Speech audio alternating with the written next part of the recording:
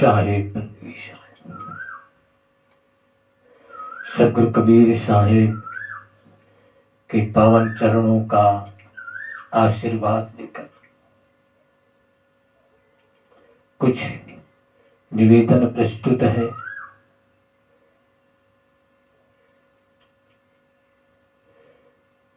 जीवन की शैली में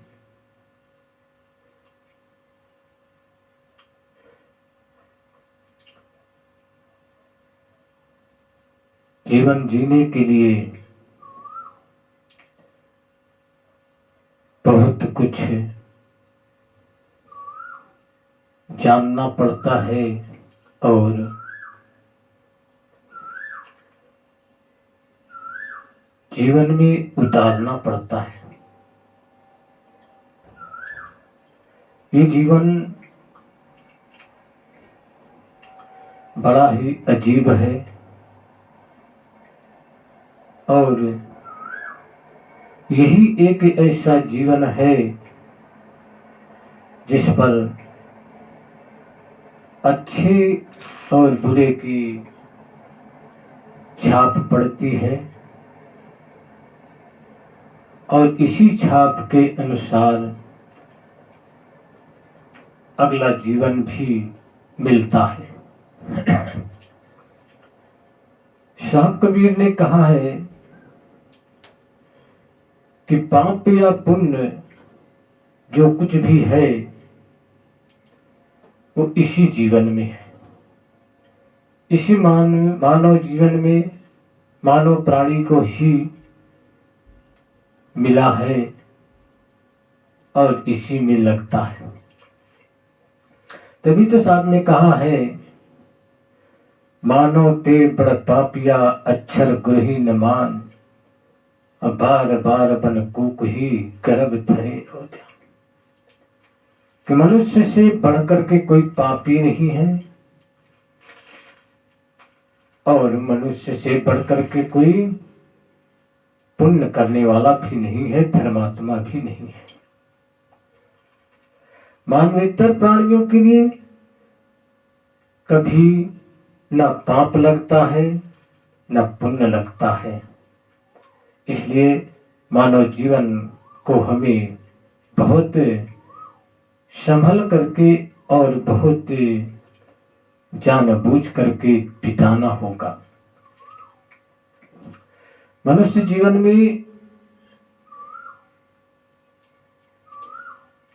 यदि जीने की कला मालूम है तो जीवन भर वो पूजनीय होता है और उसका सम्मान बना रहता है। अंत भी उसका इसी से सम्मानित होता है। मानव जीवन जीने के लिए हमें शिष्टाचार और व्यवहारिकता में शिष्टाचार, अहिंसा परमो धर्मा, सेवा भाव की सबसे ज्यादा महती आवश्यकता होती है। जिसके अंदर शिष्टाचार है वो हर समय हर स्थान पे उसकी पूजा होती है। सेवा भाव जिसके पास है उसको तो क्या कहा जाए, वो तो राजा है। क्यों? धन की पूजा उतनी नहीं होती है जितनी सेवक की पूजा होती है। चाहे धनवान कितना भी हो, पैसे वाला कितना भी हो, लेकिन उसे सेवक की जरूरत जरूर पड़ती है, आवश्यकता जरूर पड़ती है। सेवक की मांग जरूर होती है। इसलिए सेवादार, सेवा करने वाले का सम्मान भी बहुत बड़ा होता है, छोटा नहीं होता है। और जो सेवक को छोटा समझे वो स्वयं छोटा हो जाता है। इसलिए सेवा करना बहुत जरूरी होता है। मानव जीवन सेवनीय है, सेवा के लिए मिला है, इसे हमें सेवा में लगाना चाहिए।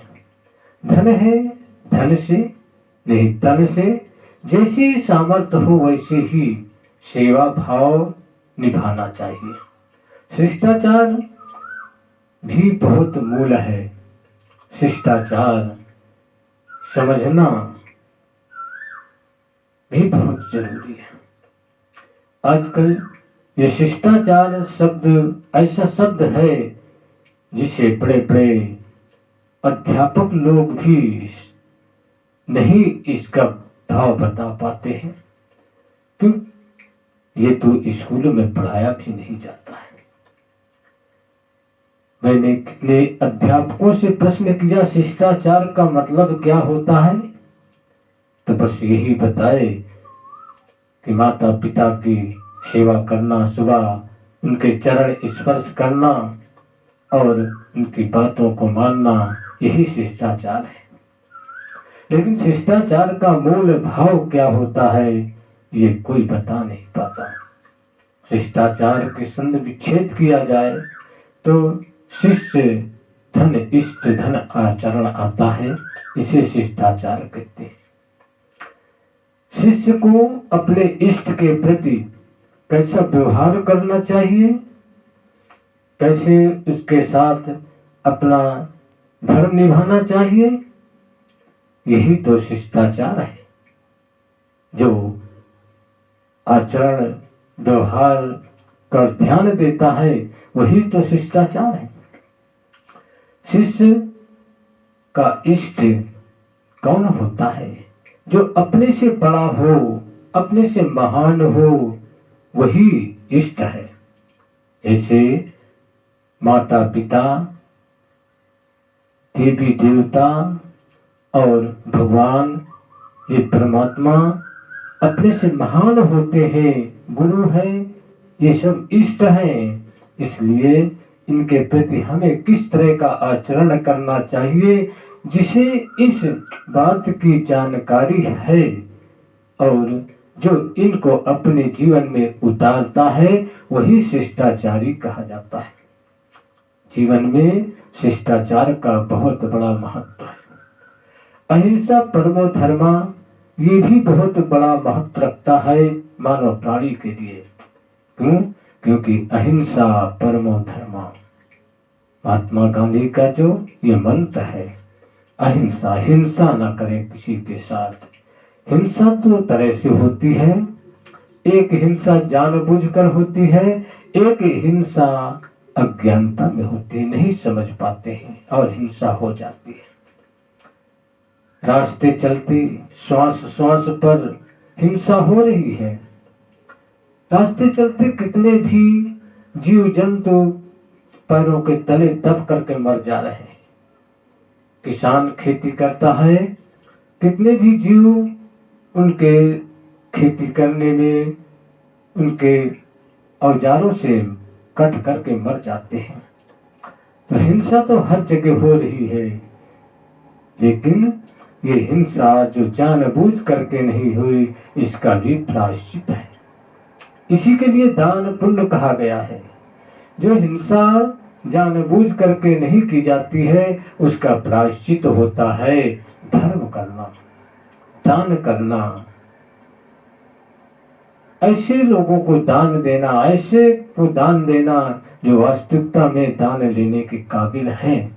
ये नहीं कि जो दान के काबिल नहीं है उनको दान देते हैं, जो भूखा है उसे भोजन नहीं देते हैं और जो भूखा नहीं है उसे भोजन देते हैं। ये दान नहीं है। दान है जो भूखे को भोजन, प्यासे को पानी और तन ढकने के लिए जिनको आवश्यकता है, कमी है, उनके लिए कपड़े देना, यही एक दान है। यही सबसे बड़ा दान कहा जाता है। सबसे बड़ा ये पुण्य का दान होता है। ये नहीं कि जात के ब्राह्मण हैं, जन्म के ब्राह्मण हैं और कर्म के क्रूर हैं, कर्म के दुष्ट हैं, उनको दान दिया जाए, नहीं। वो धन से परिपूर्ण है और ब्राह्मण है जरूर, लेकिन वो दान के पात्र नहीं है। उनको दान मत देना चाहिए। दान उन्हें देना चाहिए जो वास्तविकता में गरीब हैं, भूखे मरते हैं। उनको दान दो, उनको दान दो। उनकी आत्मा तुम्हें पुण्य देगी, उनकी आत्मा तुम्हें आशीर्वाद देगी और परमात्मा से, भगवान से दुआ मनाएगी। और वो पंडित क्या करते हैं, पुजारी क्या करते हैं, वो तो लेकर के चले जाते हैं और कुछ नहीं, अंदर से तो और कुछ सोचते हैं कि अच्छा फंसा था, अच्छा मिला, ऐसा भाव अंदर से लाते हैं। इसलिए बंधुओं सभी को ये साहब जानकारी देते हैं कि दान उसी व्यक्ति को देना जो दान का पात्र हो। सबको दान नहीं देना चाहिए। उस दान को लेकर के जो दुरुपयोग करता है उसे कभी दान मत दो। इसलिए ये दान देने से जो अनजान में हिंसा हो जाती है, जीव हत्या हो जाती है, उसका प्रायश्चित होता है और उससे मुक्ति मिलती है। दूसरा है जानबूझकर हिंसा करना। जानबूझकर किसी जीव पर की हत्या न करें। कहते हैं हमने तो किसी को सताया नहीं, किसी मनुष्य को हमने कुछ नहीं कहा और हमें भोग करना पड़ता है। अरे मनुष्य को कुछ नहीं कहा है तो पशु पक्षियों की हत्या की है, क्या उनमें जीव नहीं है? क्या उनमें पाप नहीं लगता है? पशु पक्षियां भी तो जीवित हैं, उनको भी तो कष्ट होता है। मनुष्य के साथ ही भला कर देना कोई सेवा नहीं है। पशुओं के साथ भी भला करना चाहिए, ये मानव का धर्म है। पशुओं को जहां तक हो सके उनसे बचाना चाहिए और कभी अपने से उनकी हत्या नहीं करना चाहिए। आज तो दुनिया में लोग जवान के स्वाद के लिए पशुओं की हत्या करते हैं, मांस खाते हैं, आहार करते हैं और मनुष्य के लिए कहते हैं मैंने किसी के साथ कुछ बुरा नहीं किया। जब तुमने पशुओं का हत्या किया है तो वो तो बुरा है, उसका भोग भी तो करना पड़ेगा। इसलिए अहिंसा परमो धर्मा, जो जानबूझ करके हिंसा की जाती है वो हिंसा पुण्य से नहीं कटती है, उसका तो भोग करना ही पड़ेगा। पुण्य से उसका प्रायश्चित नहीं प्राप्त होता है, उसका तो भोग करना पड़ेगा। इसलिए वो हिंसा जानबूझ कर न की जाए। लहसुन प्याज खाएगा मनुष्य तो उसकी गंध अवश्य आएगी, कितना भी दान कर दे, कितना भी तीर्थ स्नान कर ले, कितना भी भ्रमण कर ले, लेकिन वो कभी लहसुन प्याज की गंध नहीं जा सकती है। इससे बेहतर होता है कि उसे खाया ही न जाए। इसलिए हिंसा दो तरह से होती है, एक जानबूझकर, एक अज्ञानता में, अनजान में होती है। अनजान का लिए ही धर्म दान कहा गया है, इससे उसका प्रायश्चित हो जाता है। लेकिन जानबूझ करके की गई हिंसा का प्रायश्चित बिना भोग के नहीं होता है। ये सब मनुष्य के ऊपर रखा गया है, मानव प्राणी को ही दिया गया है, क्योंकि मानव प्राणी में विचार करने की, सोचने की क्षमता है। पशुओं में, मानवेतर प्राणियों में ये क्षमता नहीं है, ज्ञान की क्षमता नहीं है कि किससे क्या होता है, उन्हें ये पता नहीं है। इसलिए उनके लिए पाप और पुण्य का कोई विधान नहीं है, सिर्फ भोग का विधान है, सिर्फ भोग का विधान है। किसी के साथ हम कुछ बुरा करते हैं तो अपने सर पर ही उसका बोझा लाद देते हैं। कोई नहीं जानता है कि जीवन समाप्त होने के बाद फिर दोबारा कहाँ जाना पड़ेगा।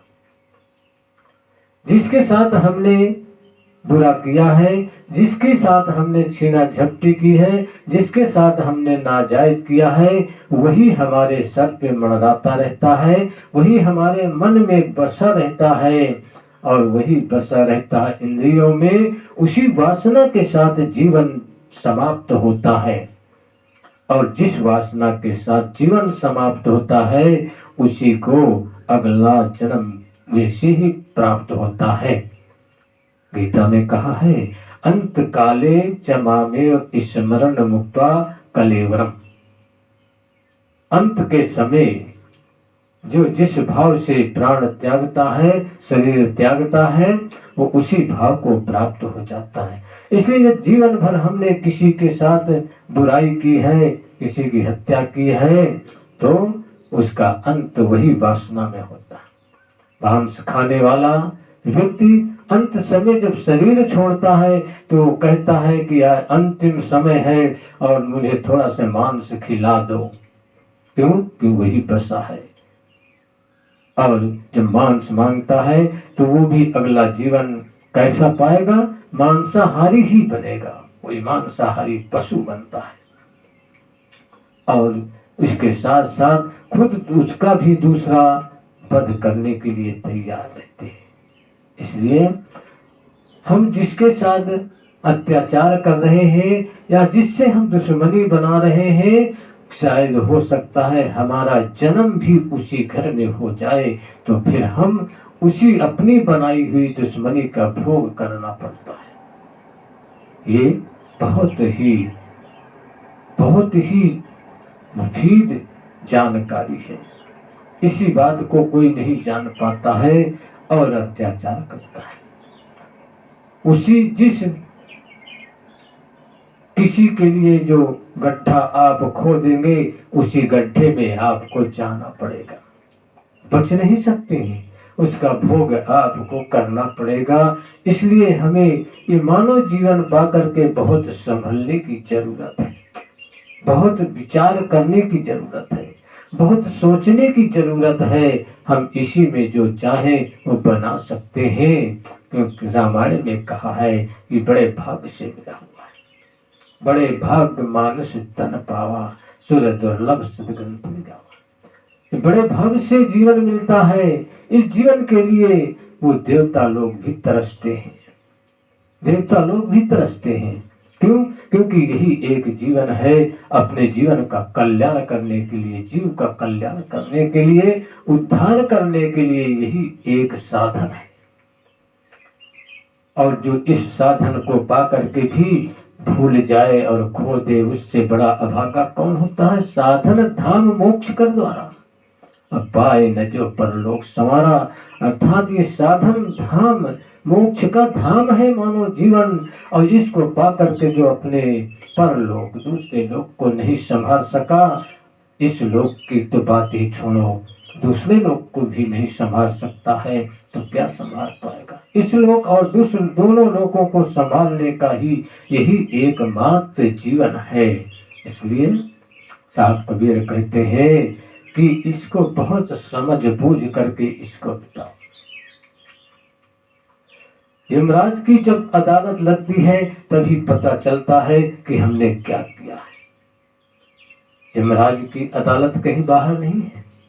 जो तुम्हारा शमशान घाट है वही यमराज की अदालत है। जब वहां पर मुर्दे जाते हैं तो वहीं पर सारी चर्चाएं होती हैं, और यमराज की अदालत में सब पब्लिक जो जाती है, बराती जो जाते हैं, वही गवाही पेश करते हैं कि आदमी कैसा है।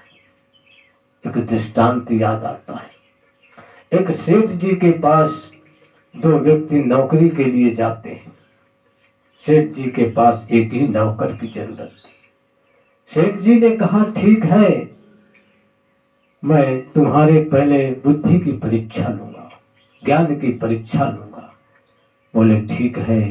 उन्होंने कहा, देखा कि दो मुर्दे जा रहे हैं, और उन्होंने कहा जाओ इनके साथ और पता करके आओ कि इसमें कौन सा मुर्दा स्वर्ग जाएगा, कौन से नरक जाएगा।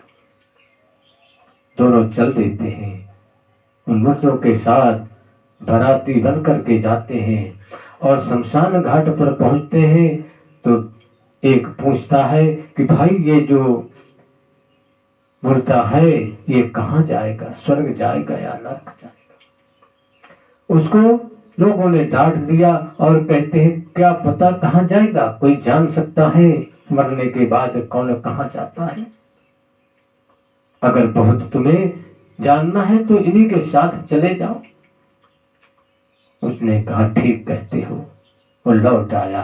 दूसरा व्यक्ति जो जाता है वो वहां पर चुपचाप बैठ जाता है और पूछता है सभी लोगों से कि भाइयों, ये आदमी कैसा था, कैसा नेचर था इसका, कैसा भाव था।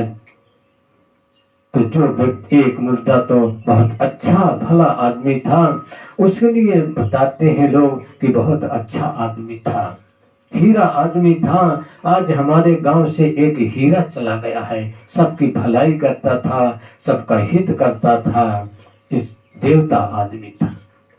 उसने अपनी डायरी में नोट किया कि ये अच्छा आदमी था, इसलिए ये स्वर्ग जाएगा। दूसरे मुर्दे के पास जाता है, बरातियों के पास, उनसे पूछता है ये आदमी कैसा था। वहां के लोग बताते हैं कि ये आदमी बहुत बुरा था, सारे जीवन भर ये गांव को कष्ट देता रहा, किसी को इसने अच्छी नजरों से नहीं देखा और सबको परेशान करता रहा।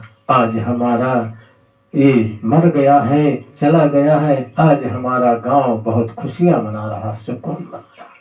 उसने अपनी डायरी में नोट किया कि ये मुर्दा नरक जाएगा। यही यमराज की अदालत है। सेठ जी के पास आकर के जब पहुंचे तो सेठ जी ने पूछा, हाँ भाई क्या पता करके आए। पहले वाले व्यक्ति ने कहा कि भाई जो मर जाता है सेठ जी, उसका क्या पता कहाँ जाता है, कौन क्या जाने जीव कहाँ जाता है। बोले सही कहते हो। दूसरे से पूछा, उसने कहा पहला जो मुर्दा था वो स्वर्ग जाएगा, दूसरा नरक जाएगा। बोले कैसे? इसलिए कि वहां जाकर के जब मैं बैठा तो आपस में लोग चर्चा कर रहे थे कि बहुत अच्छा आदमी था। दूसरे में गया तो चर्चा कर रहे थे कि बहुत बुरा आदमी था। इसलिए यमराज की जो अदालत है, यमराज का जो दरबार है वो शमशान घाट है, और वहीं पर ये बराती लोग गवाही के तौर पर जाते हैं और गवाही देते हैं, गवाही देते हैं, और वहीं पर से निर्णय हो जाता है कि कौन कहाँ जाना है। इसलिए बंधुओं साहब यही कहते हैं कि इस मानव जीवन को पा करके तुम अपने जीवन को ऐसा बनाइए कि अंत समय लोग तुम्हारी बड़ाई करें तो तुम्हें स्वर्ग मिलेगा, बुराई ना करें।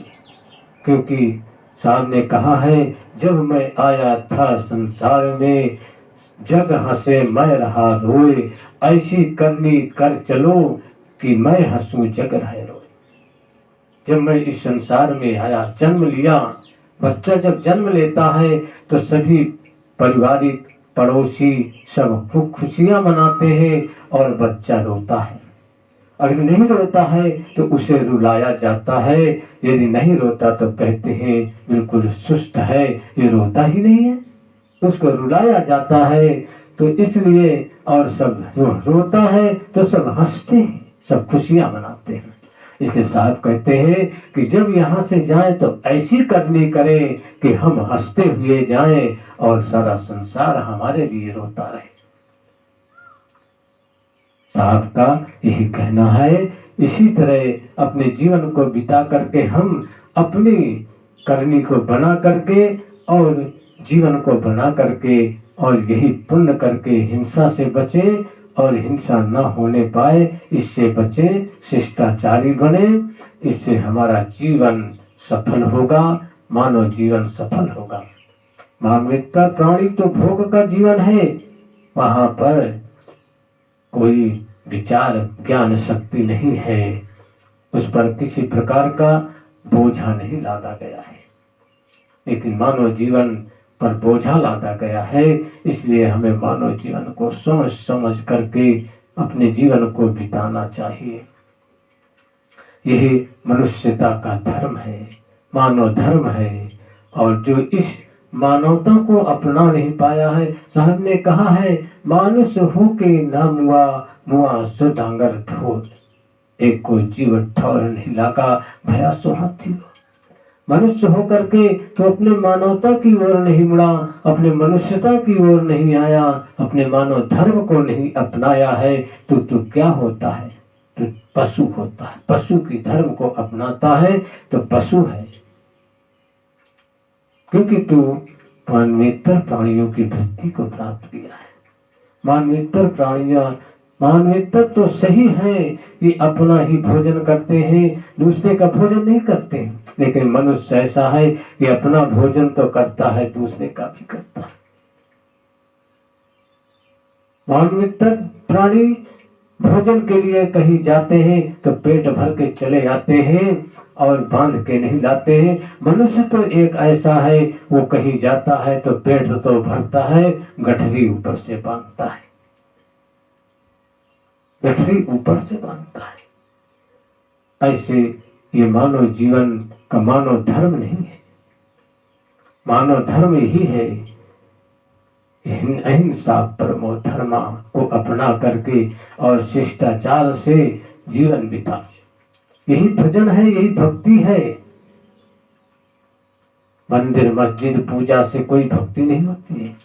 भक्ति यही है, शिष्टाचार, अहिंसा परमो धर्मा, सेवा भाव, यही तो सबसे बड़ी भक्ति है जीवन में। यही सबसे बड़ा भक्ति है। हर समय दर्शन मानवता में पाए जाते हैं। मनुष्य में ही दर्शन होते हैं, मानव में ही माता पिता के दर्शन होते हैं, पुत्र के दर्शन होते हैं और भगवान के दर्शन होते हैं, देवी देवताओं के दर्शन होते हैं। जितने भी दर्शन होते हैं सब मनुष्यों में ही पाए जाते हैं, पत्थरों में नहीं पाए जाते, मंदिर मस्जिदों में नहीं पाए जाते, सब मनुष्यों में ही दर्शन पाए गए। राम हुए मनुष्य थे, कृष्ण हुए मनुष्य थे, ब्रह्मा विष्णु हुए सब मनुष्य थे, कबीर बुद्ध महावीर हुए सब मनुष्य थे, सब मनुष्यों में ही दर्शन है। इसलिए हमें अगर दर्शन करना है, ईश्वर के परमात्मा के दर्शन करना है, भगवान के दर्शन करना है, तो हमें मानव की सेवा करना होगा, मनुष्य के अंदर ही देखना होगा। अपनी ज्ञान नेत्र से, अपना जो तीसरा नेत्र ज्ञान नेत्र है, उस ज्ञान नेत्र से तुम जब देखोगे मनुष्य के अंदर तो तुम्हें भगवान के दर्शन मिलेंगे। देता ही मनुष्य है, लेता मनुष्य है, तो देने लेने वाला नहीं है। रक्षा करने वाला भी मनुष्य है और तुम्हें कष्ट देने वाला भी मनुष्य है। मनुष्य ही सर्वे सर्वा है। इसीलिए साहब ने कहा है, सारी कला कल्पना है मनुष्य की, हमारी न सही तो हमारे किसी अनुज की या हमारे किसी भाई में होगा। इसलिए हमें मानवता को अपनाना चाहिए और मानव धर्म को अपना करके हर प्राणी, हर जीव के साथ अच्छे आचरण से निभाना चाहिए। यही सबसे बड़ा मानव धर्म है, यही सबसे बड़ी पूजा है, यही सबसे बड़ी सेवा है। यही है, इन्हीं धर्म को निभा करके हम मानव जीवन को सफल बना सकते हैं, सफल बना सकते हैं। और यही मानव जीवन में जीने की एक कला है। जिसके पास इस कला है, ये कला है, और समय समय पर अपने आप को परिवर्तित करने की जिसके अंदर क्षमता है, उसी का जीवन सफल है। वही सारा जीवन सुखमय बिताता है, आनंदमय बिताता है। इन्हीं शब्दों के साथ अपनी वाणी को विराम करता हूँ। यदि मेरे शब्द अच्छे लगे तो इसको सब्सक्राइब करें, कोई समाधान के लिए कमेंट करें, लाइक करें। यही शब्दों के साथ में अपनी वाणी को विराम करता हूँ। शाहे बंदगी, शाहे बंदगी, शाहे बंदगी, ये एक भजन है। एक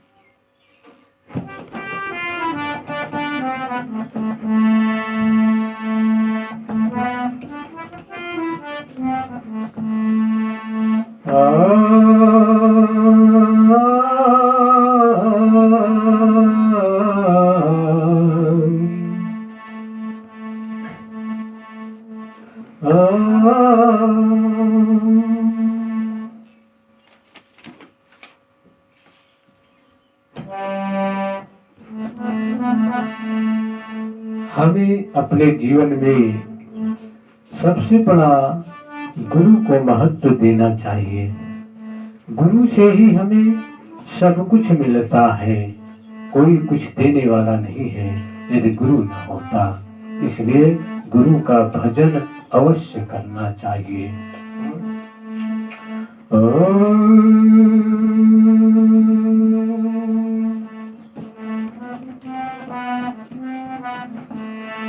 गुरु भजने गुरु भजने गुरु भजने का मौका है। गुरु भजने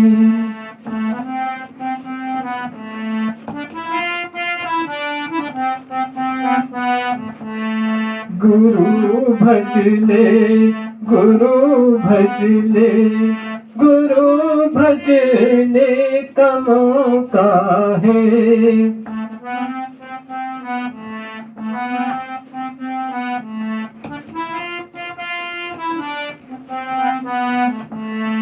अभी भजने सभी भजने अभी भजने का मौका है।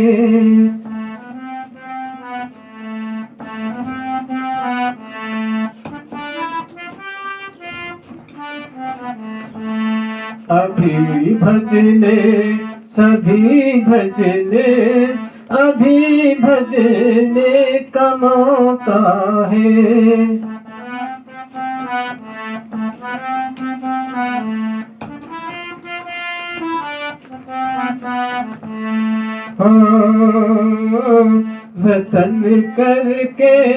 जतन करके जगा लो ज्ञान की वाणी।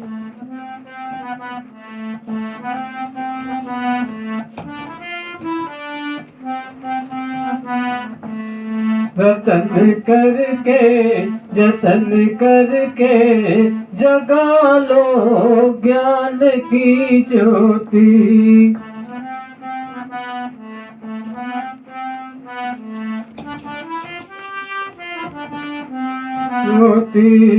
रगड़ खाखू सत्संग की प्रकट कर ज्ञान की ज्योति।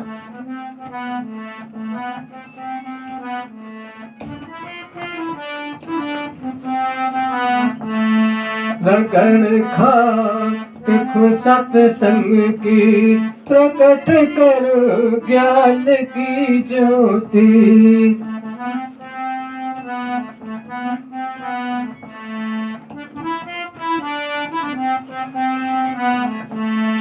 अकड़ने का नहीं बंदे भजन करने का मौका है।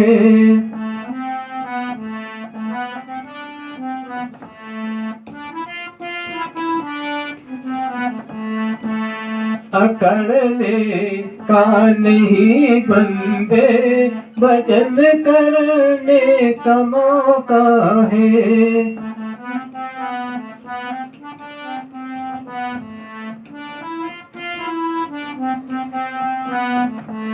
गुरु भजने गुरु भजने गुरु भजने का मौका है।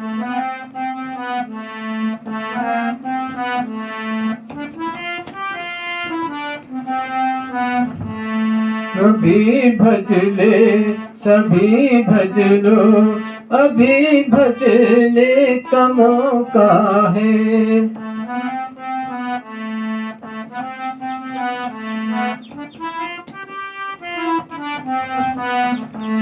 गुरु भजनो गुरु भजनो गुरु भजने का मौका है।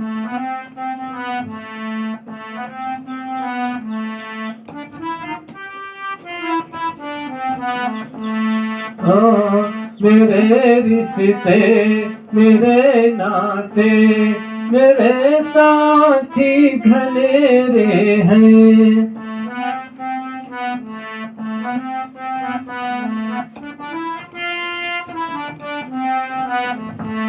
मेरे रिश्ते मेरे नाते मेरे साथी घनेरे हैं।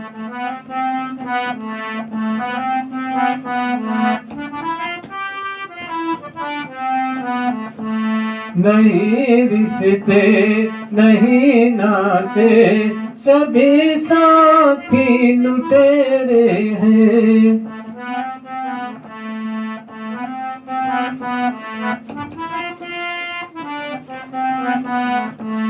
नहीं रिश्ते नहीं नाते सभी साथी लुटेरे हैं।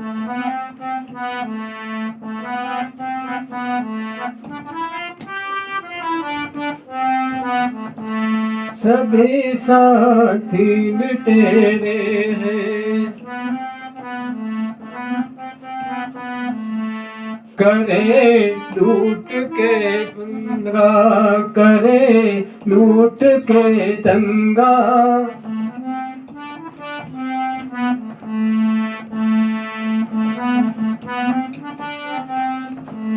करे लूट के दंगा मरे का माथा ठोका है।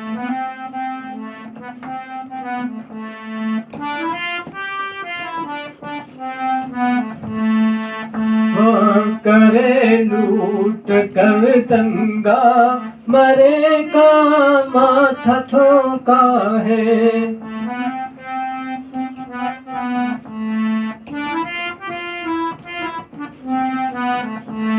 गुरु भजले गुरु भजले गुरु भजने का मौका है।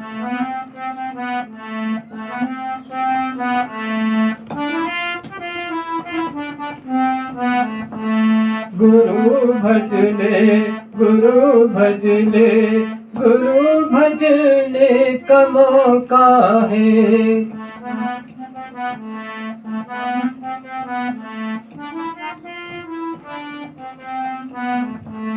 अभी भजने सभी भजने अभी भजने का मौका है।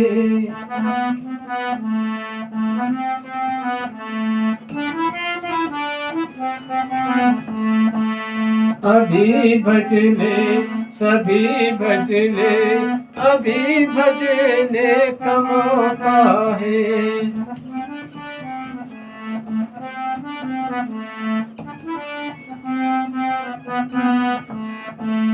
बने रहे ना सदा ज्ञानी जिसके संत की वाणी।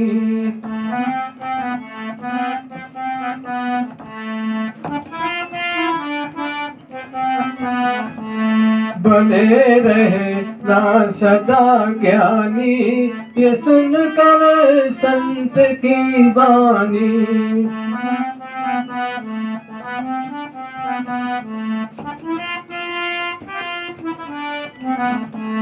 नहीं बनना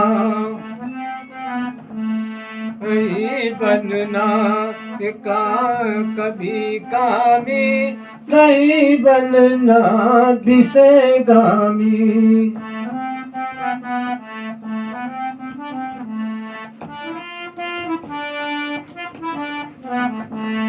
नहीं बनना कभी कामी नहीं बनना विषयगामी।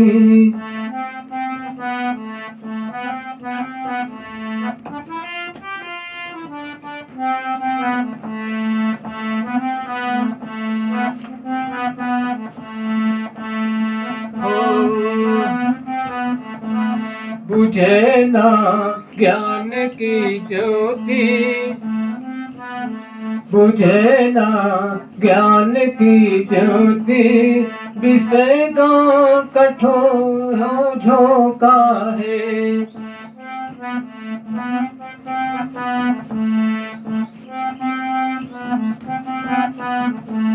बुझे ना कभी ज्ञान की ज्योति विषय वालों का झोंका है।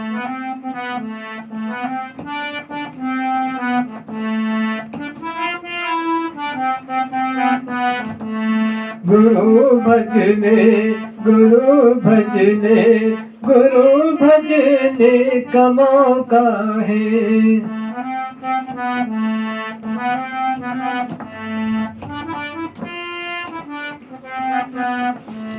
गुरु भजने गुरु भजने गुरु भजने का मौका है।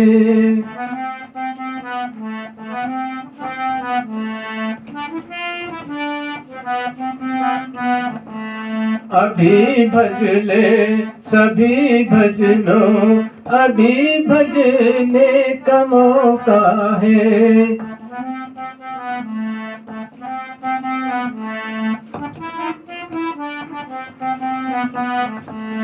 अभी भज लो सभी भज लो, अभी भजने का मौका है।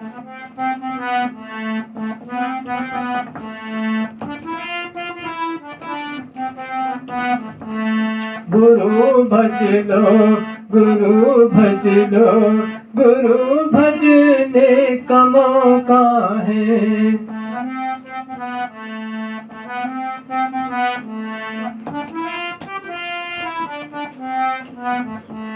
गुरु भज लो गुरु भज लो, गुरु भजने का मौका है।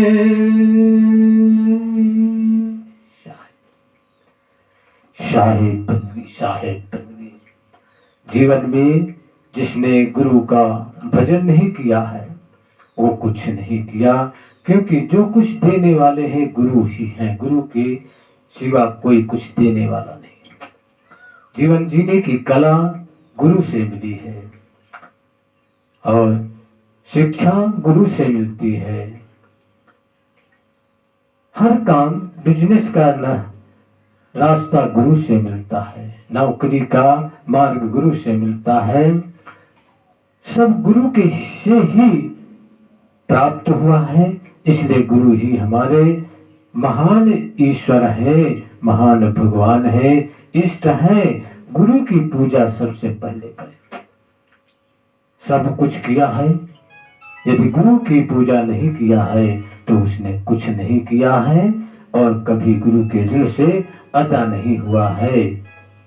इसलिए गुरु का सम्मान करना अति आवश्यक है। इन्हीं शब्दों के साथ वाणी को विराम करता हूँ।